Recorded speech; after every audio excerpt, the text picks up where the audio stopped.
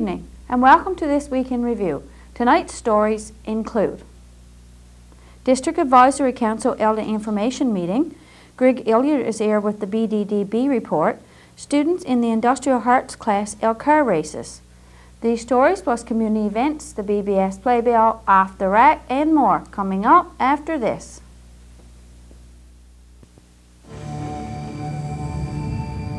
What if your family lived in a home on an island you couldn't leave? With limited amounts of food and safe drinking water. It would be very important to make things last, wouldn't it? Especially if your family kept growing and growing and growing.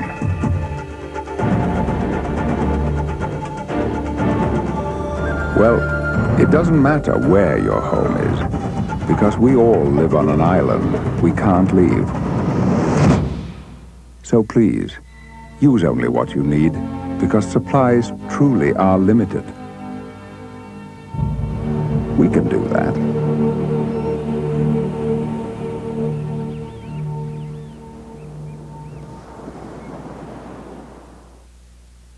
We were invited to the Calder Healthcare Centre on Tuesday of this week for an information meeting of the District Advisory Council.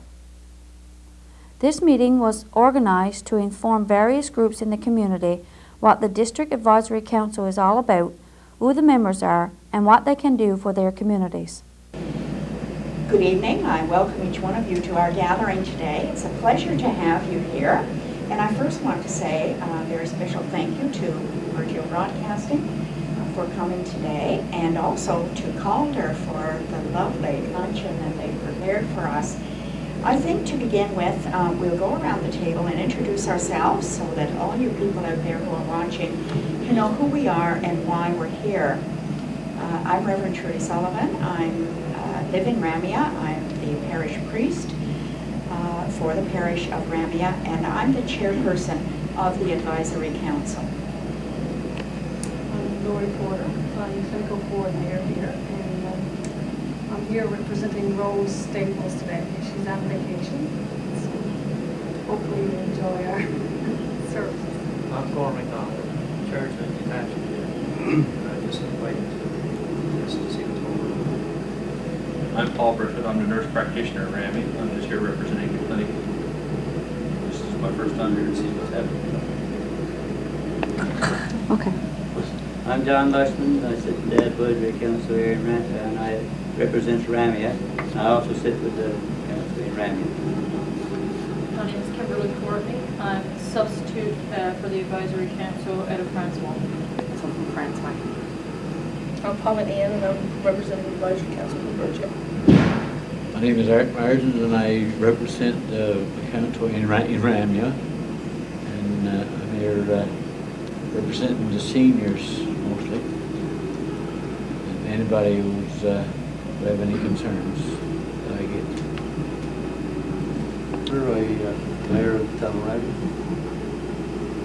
I'm Alvin Young, representing the Advisory Council of Grey River. Worker in Virgil, and I'm here to get information on the committee.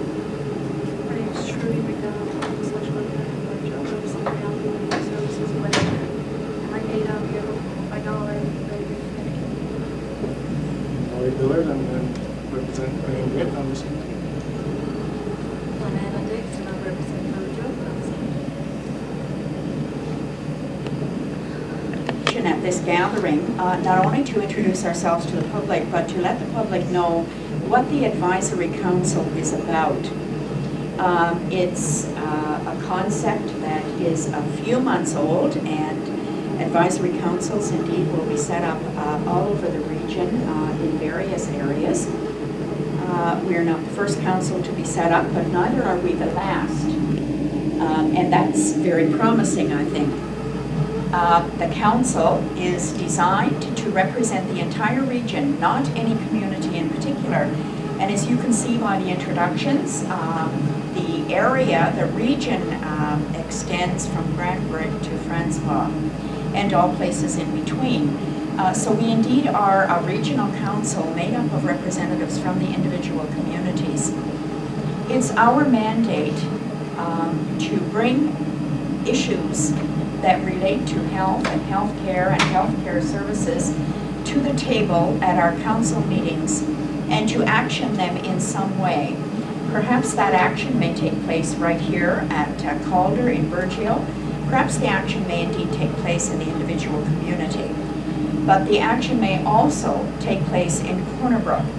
And it's our intention that at our meetings, that when a specific issue is raised, that issue will be assigned to someone to action, so that it isn't months and months and months before people get an answer to the things that they bring before our board.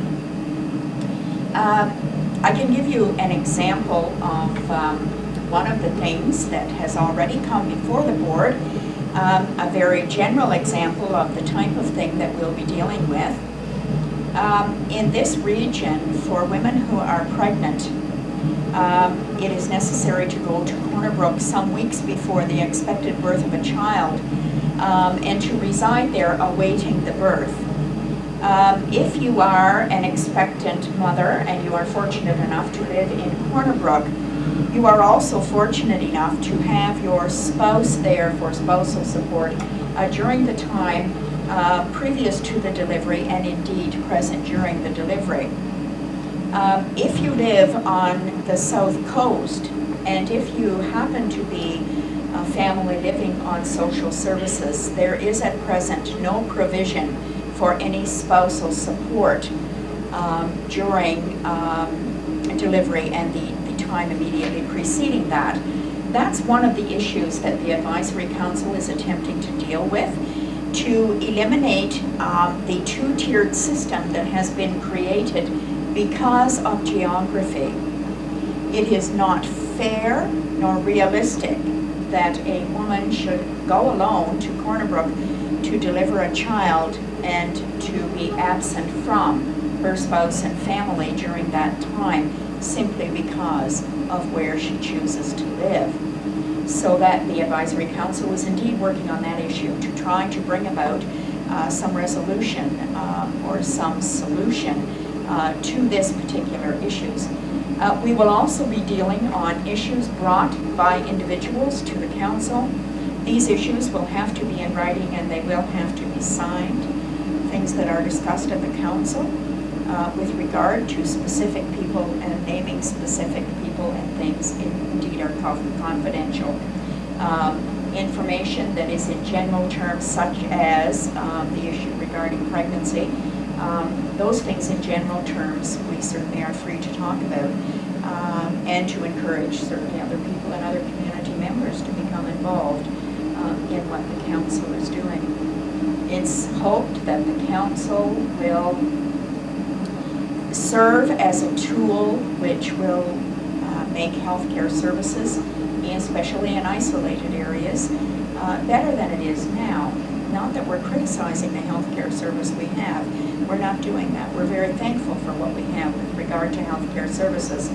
But what we're trying to do, I guess, is to make it run more smoothly, to deal with issues that individuals and groups may have with regard to certain issues. So that's what we're about. I don't know if there's anybody else from the group who might like to add something.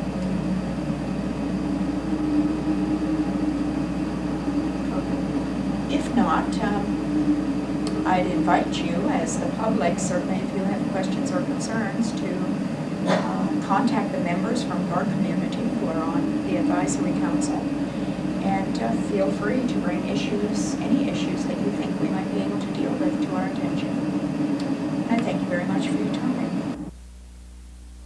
On Wednesday of this week, we were invited to the St. John's Central High School for the Industrial Arts class Mousetrap car races. Making a mousetrap car is a requirement of the Industrial Arts class. Mr. Vivian told us that the students got the opportunity to use some of the things they have been learning about in science, for example, wheel and axle, inclined plane, and levers. The students were also required to make a mirror with a picture frame. The students got 3 chances to get their cars to go the greatest distance. Robbie Courtney's car went 35 feet 6 inches. Matthew Melbourne's car went 32 feet 5 inches, and Paul Ear's car came in third at 31 feet 8 inches. Prizes will be awarded to the winners at a later date.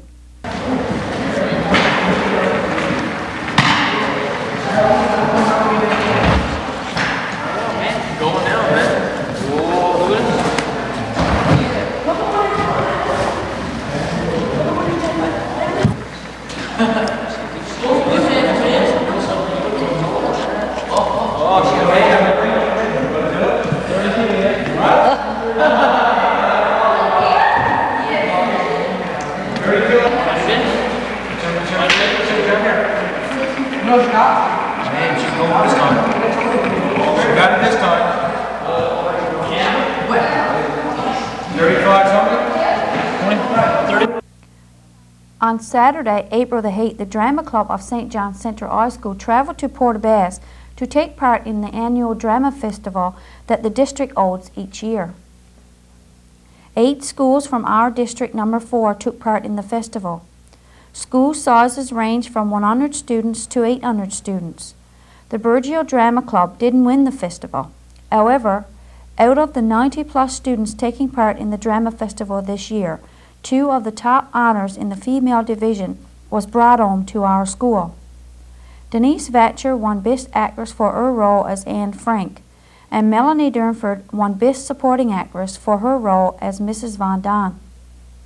Mr. Linehan told us that although we didn't win, he is very proud of all the students that took part in the play, The Diary of Anne Frank.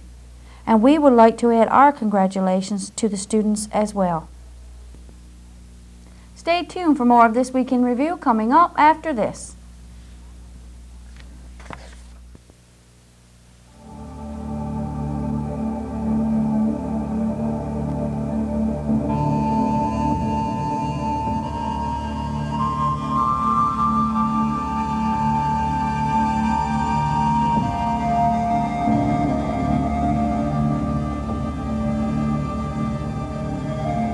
Long ago, before the first human was born, before the first tree began reaching for the sun, her life began.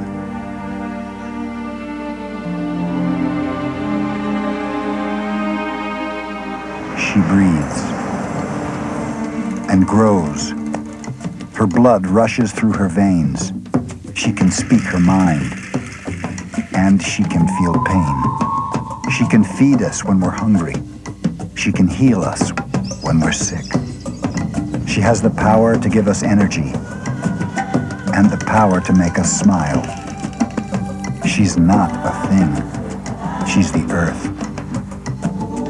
And there's a reason we call her mother. Every day, 19 more of the earth species disappear forever. But there is hope. With your help, whales have begun to return. The bald eagle is off the endangered list, and 1 million acres of rainforest were protected forever. We only have one planet. We only get one chance. Our mother needs our help. Do something. Anything.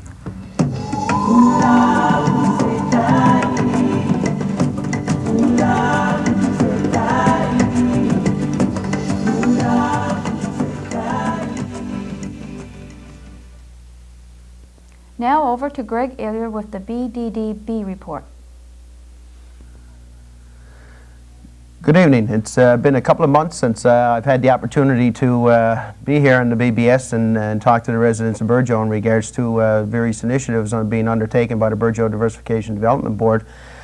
We've been busy, wrapped up in a number of different initiatives, and it's just finding out, and I'm getting the opportunity to take the time and inform the residents of the various different activities of the board over the past month and a half or so. Obviously, I don't have to prolong any issue in regards to the fish plant. I will say, though, that the local steering committee, as well as the representatives from the other communities, have tried very diligently over the past couple of months to try and secure some type of quota for this area. And as a matter of fact, I know representatives of the Berry Group have certainly been involved in trying to see what they could do from their perspective in looking at the whole scope of quotas and some arrangements for this whole region. Unfortunately, with the situation of the inshore crab quotas being cut, of course it appeared that they decided, the politicians that is, to lump the offshore with that, and that being the case, we came to the point where unfortunately there was nothing for the south coast, and in particularly Burgeo. However, there is still individuals still trying to proceed with some dialogue with government officials and other representatives from the FFAW and so on. And I can tell you from the board's perspective that it is still considered a high priority on our list, and we'll certainly be working in conjunction with the Mayor, Burgeo, and other people to see what can transpire in the next couple of months. But we will continue on from that point. Obviously, in that regard, there's been many people in the community making inquiries in terms of various short-term projects and other activities that might be happening here within the community, and I have had discussions with the MHA's office in regards to potential short-term projects. I have mentioned to him, not him directly, but through his representatives, that I feel that the programs we were involved in over the course of winter, albeit they employed individuals for a short-term period and made them EI eligible and certainly qualified them for 420 hours of EI eligibility again the next year, was not really totally sufficient. They were basically your limited make-work projects, and I passed on my concerns that I felt that we need to be involved in types of activities that are going to provide infrastructure in the community and certainly very meaningful employment opportunities that certainly would be worth more than 15 hours. So I can tell the residents that we are working in that area in conjunction with the MHA's office to see what might transpire here. We haven't got any official word back yet, but we'll continue that process. Having said that, we have submitted a number of short-term projects from a local business perspective. There is a number of businesses that are looking at doing improvements and upgrading to their various residents, or I should say facilities of business, as well as expansions, and a number of those projects have been approved. So there should be some hopefully advertising in the next little while, which will probably provide people with some employment. As far as the board goes, we have been working with the town hall in regards to trying to secure a project for town hall expansion, and we've just been notified recently that that project has been approved, albeit again under a JCP, which is unemployment insurance top-up, but it will employ approximately 10 people for a 10-week period, and we're hoping to start that project somewhere around the 1st of May, if not the 8th of May, depending on when we can get the official word on it. We've also applied again this year for the continuation of upgrading the Sandbanks Park. That would include some more trail work, interpretive sign work, enlarging of the campsites and providing amenities such as water and electricity in each one of the sites. And of course that project we did put under a local labour market development program, which should hopefully be EI stamp eligible participants in that program, and I think we put in for approximately 12 people for a 14-week period. That did not go up the line as we had hoped in the last week, but we're assured that the early part of May that project will be put on the table for consideration, and we feel that it is a priority in terms of infrastructure within the community as it relates to tourism and of course the benefits to the local residents of the community. So we're really hoping that we'll get support from Human Resource Development and continue on with that project. The board has also dealt the last little while with a number of aquaculture initiatives. Two in particular that we're looking at now is the development of a mussel farm, as well as looking at the potential to have a sea urchin harvesting program and potentially a processing facility. It's certainly two initiatives and they're not going to happen overnight. The mussel farm, as people probably are aware that have been involved in this type of industry before, realize that it's going to take possibly 1 to 2 years to see any type of really major activity in terms of benefits, direct benefits to the community and the people that are involved in that initiative. But we feel we have to start somewhere. There is good potential in this region for mussel farm development. As a matter of fact, at one point there was an individual in Ramia that was involved in this type of activity, in a sense, left the region, but we felt that it's definitely time to try and pursue it very vigorously and see what might transpire in that area. In terms of the sea urchins, I don't know if too many people are aware of it, but the market in the last while has certainly been very advantageous to look at that type of industry.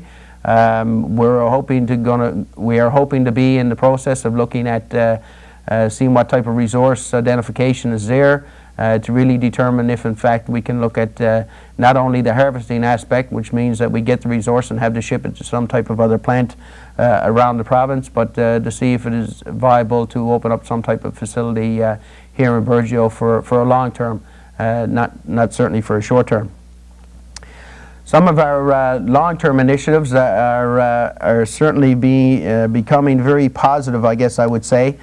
The Seniors Complex Initiative, there's been a number of things undertaken, as some people probably in the community have realized. Our proponent has been involved in doing a survey and needs assessment of what might be required in the community, and if there was to be another Seniors Complex initiative undertaken here, and certainly the response has been more than positive.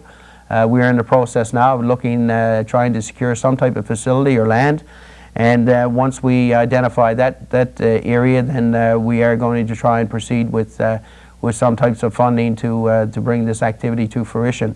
We are looking at potentially a 20-unit facility with all types of different amenities, and hopefully it will complement the existing Southwest Seniors Complex that's located up by the hospital. So that looks certainly very promising from that perspective, not only from the point of providing a needed service in the community, but it could possibly provide some short and definitely some long-term employment benefits.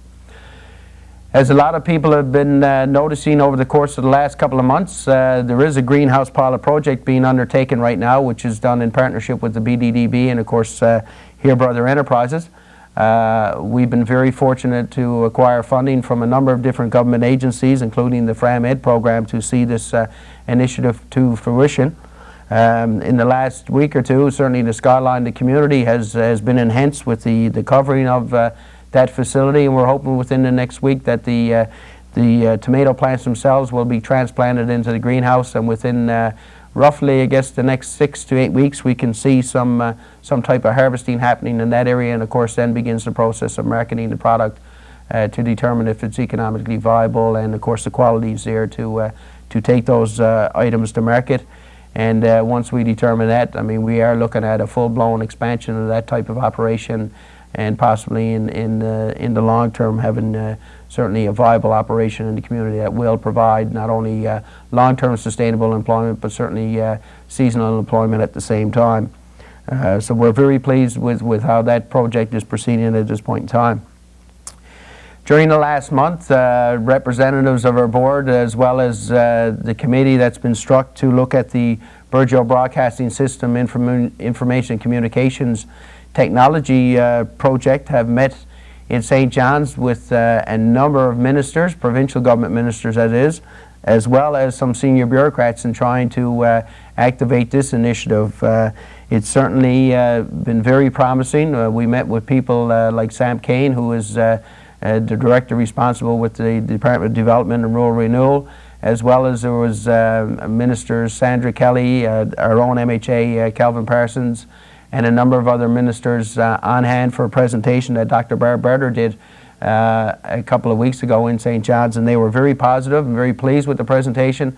Could see the benefits not only in the telecommunications field for local residents, but certainly things like the telehealth aspect, as well as distance education, and the potential to provide this whole South Coast with the opportunity to be involved in the information technology field. And of course, we look at it from the perspective of economic development. A lot of people kind of question, you know, how this type of initiative might unfold and be beneficial in terms of development. But when you provide this type of infrastructure, again, in a community, in a region like this, the potential to try and attract new and diverse types of businesses and even manufacturing to the region only enhances our ability to be able to do so. So we're really looking forward to seeing within the next 2 to 3 weeks, we anticipate, whether or not this project would be totally approved. And of course, once it is, we'll certainly begin the process of trying to promote that type of infrastructure in our community in the hopes of attracting other types of amenities in here as well. Last but not least, as people are aware, we did have a forum in regards to the stadium development, and over the course of the last month we've managed to meet with a number of different individuals, as well as at the same time we're meeting in regards to the information technology proposal. We met Minister Chuck Fury, who is responsible for tourism, culture, recreation, in regards to the provincial government providing funding for this initiative. And I must say the meeting was very positive.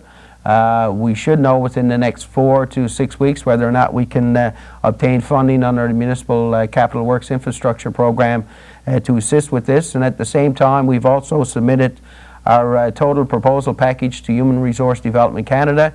And of course, their response to the application at this point in time has been that if we can secure funding from various other sources, then there is extend potential to for that organization, I should say, to be involved and provide funding.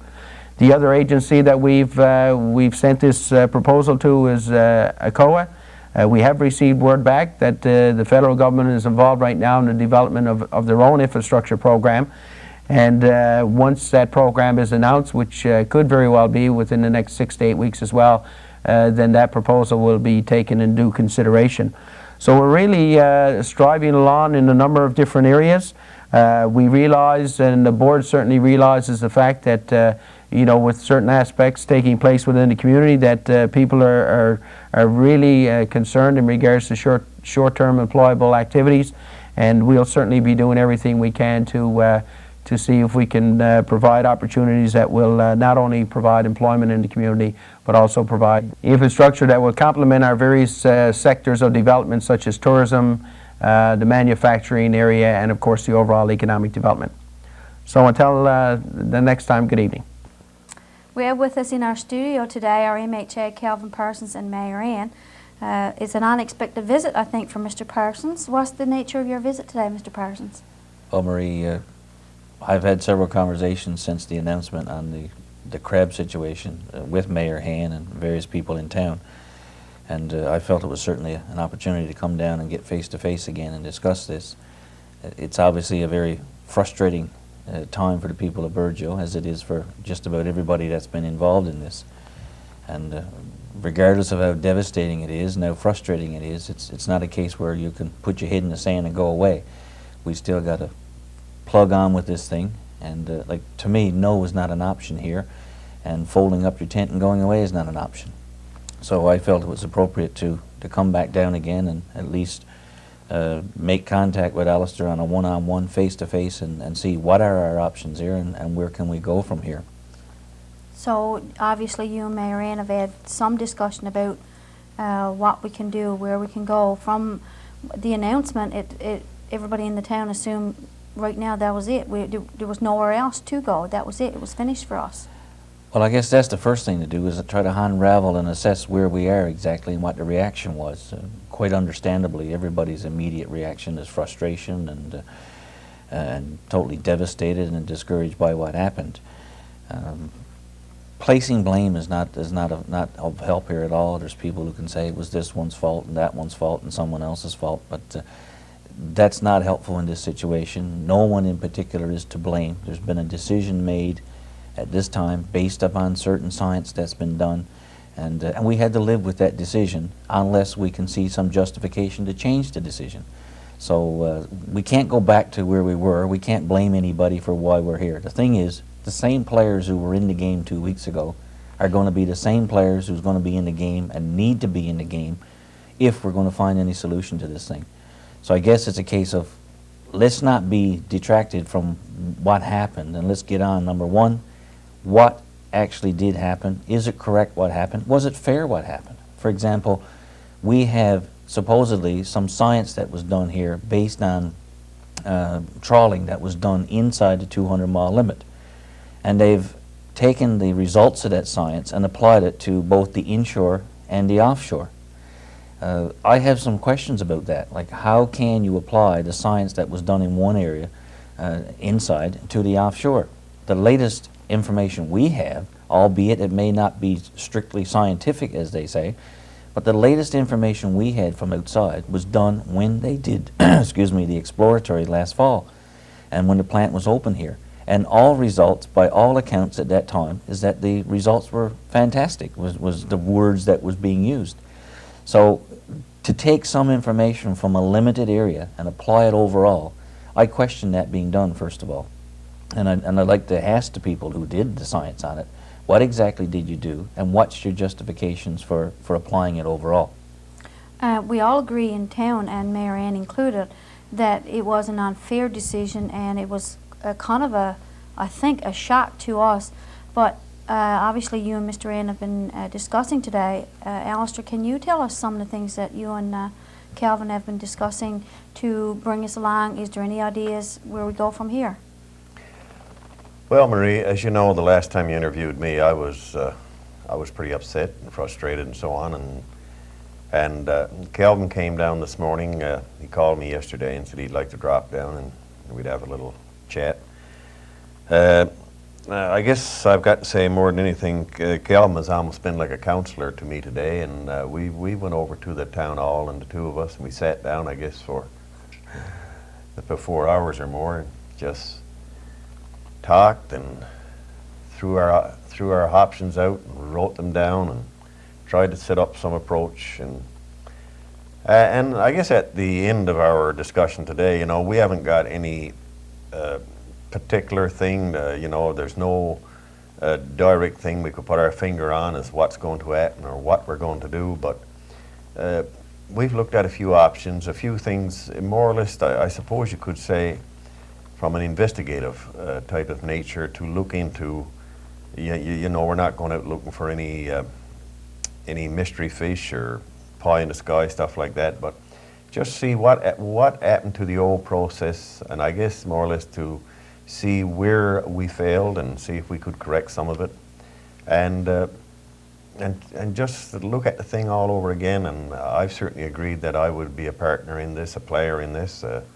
I don't see any reason to step down now. I've gone this far, and I look forward to it in the next few months. And I think by working together with the powers, you know, I mean, we've got to work with the provincial government, the federal government, the scientists, the union. They all play important parts. The processor, the owner of the plant, and so on. And maybe we can get something to work. One thing I just would like to point out here, I wouldn't like for everybody to get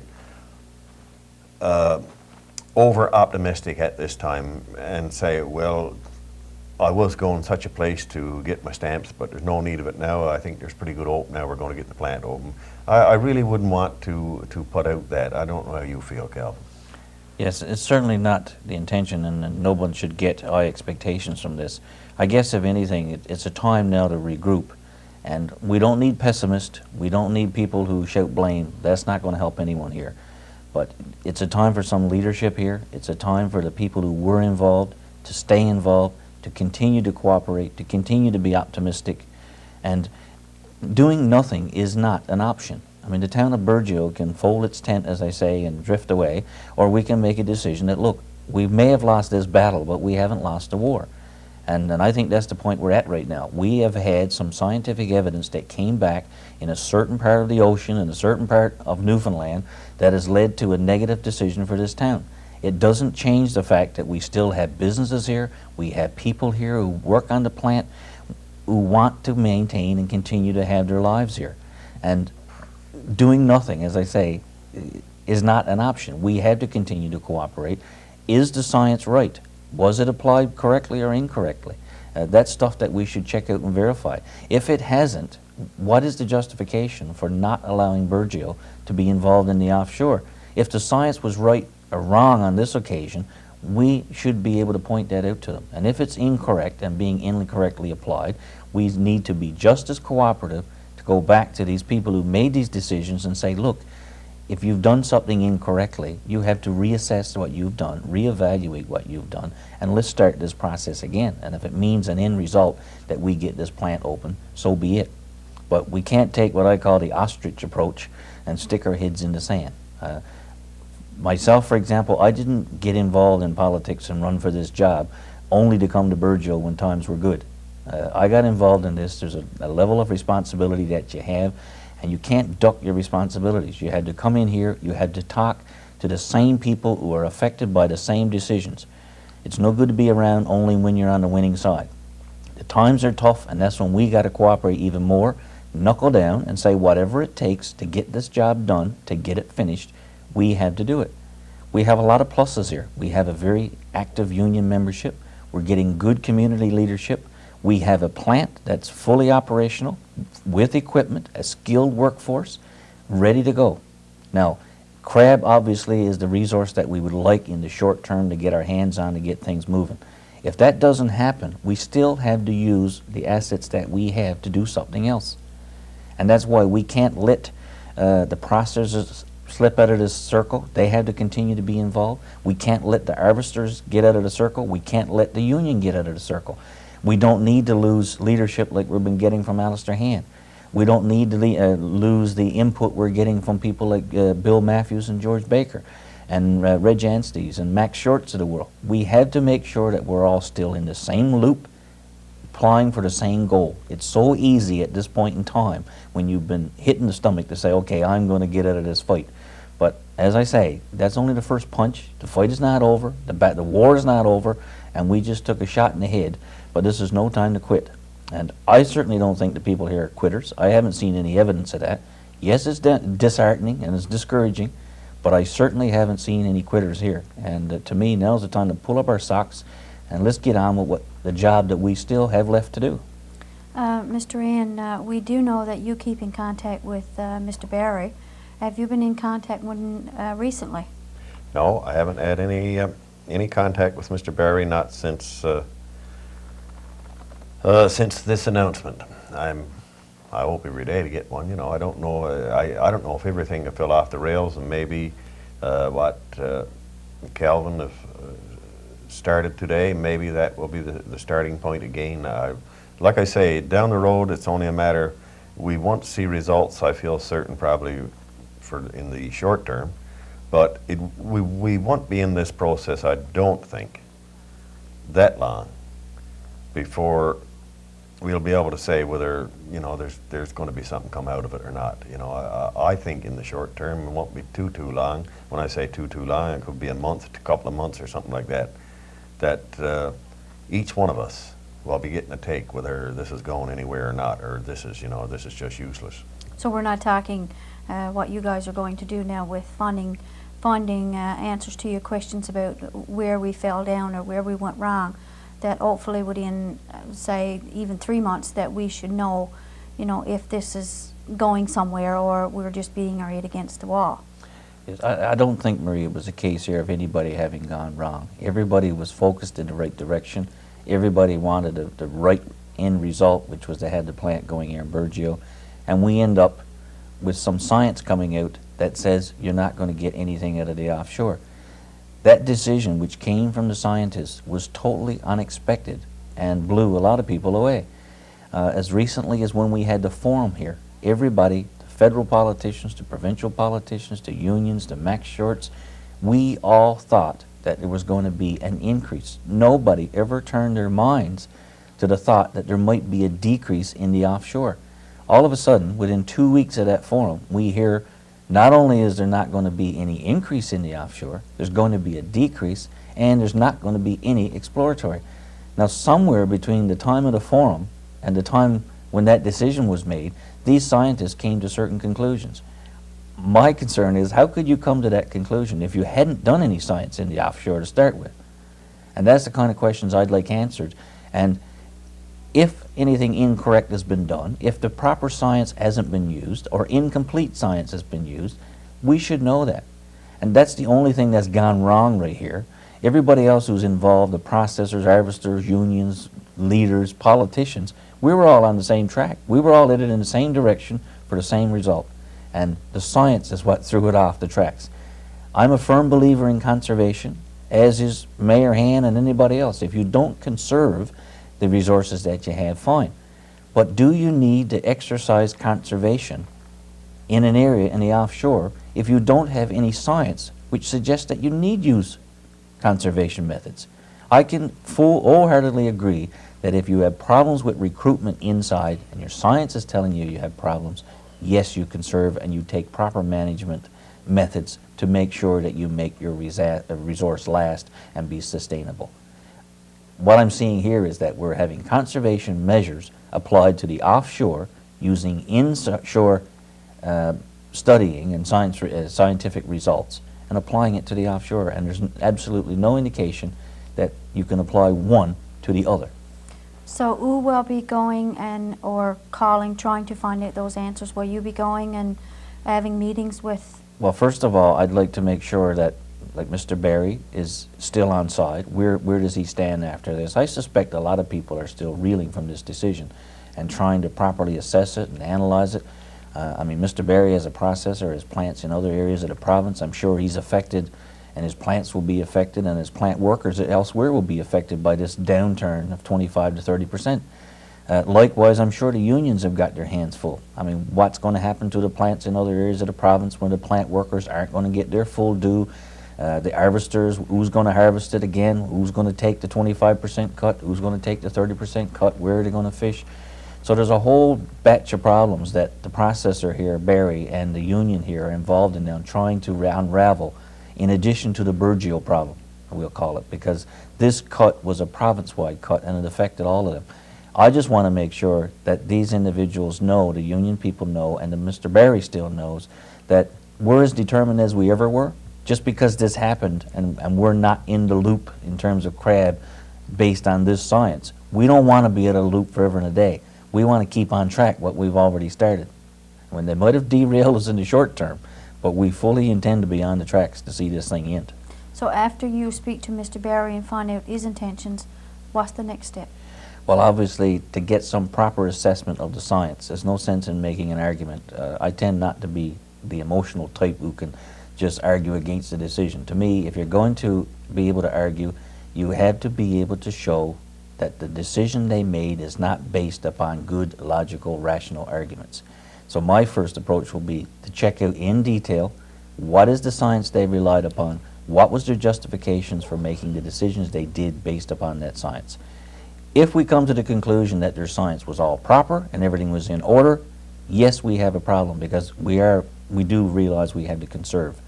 I'm not prepared to say at this time that the science is correct. I think the science has been too widely applied for the limited scientific results that they had. Once we get to that point of evaluating and analyzing the science that has been done, we have to make sure, of course, that we still have that processor and we still have that union support that we're going to need to be able to make our case to Mr. Dhaliwal again. Because if there's been a mistake, there's only one person who's capable of reversing it, and that's the Federal Minister of Fisheries. And we're going to need the Bill Matthews and the Earl McCurdy's and the Fred Janstys and the Bill Berrys of the world to be able to go back and make that case. And the other thing is, albeit it's going to be short-term pain this year, we can't forget about the long-term gain. We didn't start this to make a plant work in Burgeo for the year 2000 only. We started this so that we would have a sustainable fish plant working in Burgeo. And if it doesn't come in 2000, we got to make sure that it comes in 2001. And that's the bottom line. Whatever it takes to do this job, we have to cooperate to do it. Edie Anderson, the president of the local union, contacted us and informed us that Earl McCurdy and Reed Chansty will be in town Monday, Tuesday, or Wednesday for a union meeting.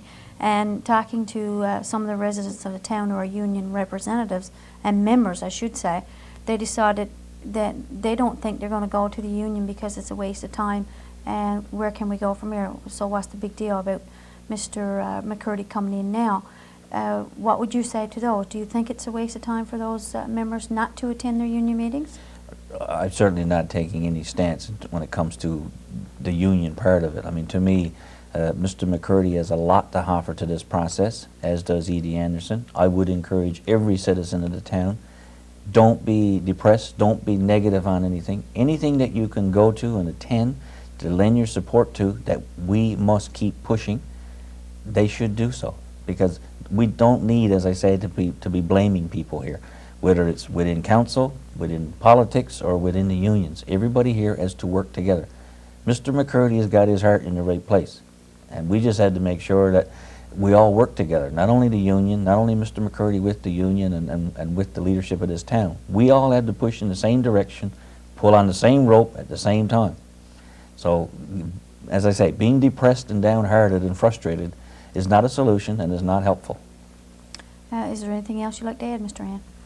No, not really, other than, you know, I mean, Calvin and me, we could differ on the thing as whether anybody knew what was going to happen on the 25th, you know, but we could sit and argue about that all day, and it wouldn't gain anything. So now we go out and find out, you know, what's what, and it's not to prove anyone, I suppose, wrong or right or so on. But like I say, I'm willing to give it a whirl to see if anything comes out of this. And you were saying about Mr. McCurdy, Mr. Anstey coming in, and whether the people should attend. Well, I'm sure they don't want me to advise whether they should or they shouldn't. Personally, as far as I'm concerned, you know, you can't go astray by being as informed as you can be. So by going and listening, and you must always remember, and I would point this out very clearly to them, that, you know, it's a meeting. I'm sure it will be chaired properly, and that people who wish to speak will be given the opportunity to speak. If you've got questions to ask, I'm sure they would like to be asked. You don't have to, you know, I mean, this is the only way you're going to find out things, and everybody carries that God-given gift, I guess, is you got your own mind, and you choose, and you come to your decisions from there based on all of the information put before you. So, you know, I can't see staying away as being an option of anything, you know, so that's the way I feel, and that's really the way that I get back into this with Calvin and whoever to try and see if we can come up with something, and hopefully that there'll be some good come out of this. That's all I can say. Any final thoughts, Mr. Parsons? Again, there's no time for pessimists. There's no time for critics. We need people who are optimistic. We need people who are prepared to work, be committed, and be determined to see this thing through. And I have a very short riff for people who are detractors. I would rather have you on team, pushing and helping. Otherwise, better off saying nothing. And I'm fully committed, as I have been to this project. And it has to work. We don't have an option if this does not work. The Burgeo plant must ultimately be opened. And whatever it takes, by hook or by crook, we have to do it, and we had to do it as a team. Okay, thank you very much. Very welcome. Thank you. Stay with us for Off the Rack, the community events, and the BBS Playbill, all after this.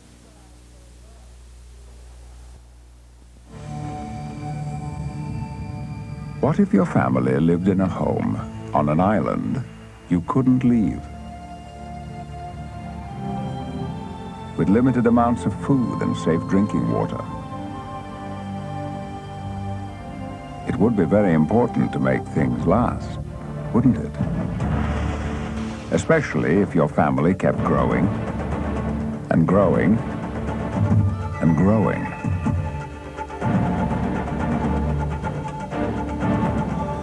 Well, it doesn't matter where your home is, because we all live on an island we can't leave. So please, use only what you need, because supplies truly are limited. We can do that.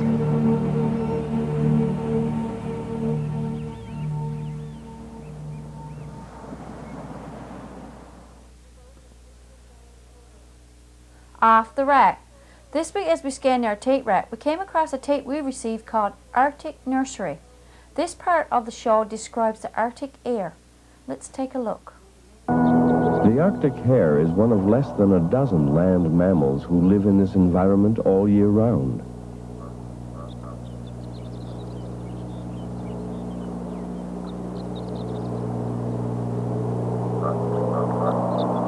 Here, where the icy outflow of a glacier waters their midsummer grazing ground, Arctic hares band together in social groups in which a few adults oversee the growing young. Where the sparse vegetation permits, these hares may band together in groups of several hundred. In the high Arctic, this hare retains his white color all year round, although in fact the winter coat is shed.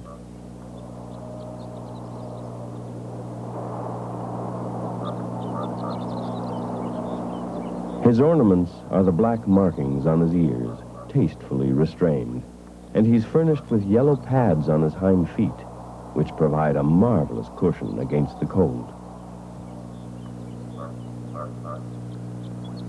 Good evening and welcome to the community event segment of tonight's broadcast. I'm Jennifer Marks. The preschool will host the next scheduled TV bingo on Wednesday, April 26th at 7 p.m. Cards are $1 each or $6 or $5 and are available from any parent with children attending preschool and are in most stores around town. Please support the preschool program and play TV bingo. You could be the next winner of $300. The RBP will be hosting a Jigs dinner on Sunday, April 30th at the Lodge. Supper starts at 4:30 p.m. and costs $4.50 for adults and $3.50 for children under the age of 10. Steamed pudding will be served for dessert. Please support the RBP and come to the Lodge and join them for a Jig dinner. The Alzheimer's Society of Newfoundland and Labrador will be holding its annual Walk for Memories during the week of May 28th to June 3rd. For more information on how you or your group can participate in the Walk for Memories, please contact Rochelle Murphy at 1-709-576-0608 or outside St. John's, call 1-877-776-0608. The RCMP will be selling Torch Run t-shirts again this year in sizes extra large or extra extra large. They're black and cost $12. All proceeds go towards Special Olympics. Please support this worthy cause. If your group or organization has an upcoming event planned, we'll be happy to advertise it for you. Just call the PBS office by Wednesdays of each week to have items included in this portion of our broadcast. That concludes the community event segment of tonight's broadcast. See you next week. BBS Playbill. Tune in on Tuesday for a rebroadcast of Pansy's Garden. Try your luck on Wednesday by playing preschool TV bingo. Following the bingo, we will have a video entitled Taking Control of Your Chemotherapy Treatment. Tune in on Thursday when we'll have a rebroadcast of the Pink Boys. Join Pansy and the gang for 2 stories, a craft, and lots of fun on Saturday morning at 11 a.m. on Pansy's Garden. And I'll be here again next week with This Week in Review. Next week's program will be followed by The Bandwagon. Please stay tuned now for the Pink Boys from Ramia. For This Week in Review, I'm Marie Rose. Good night.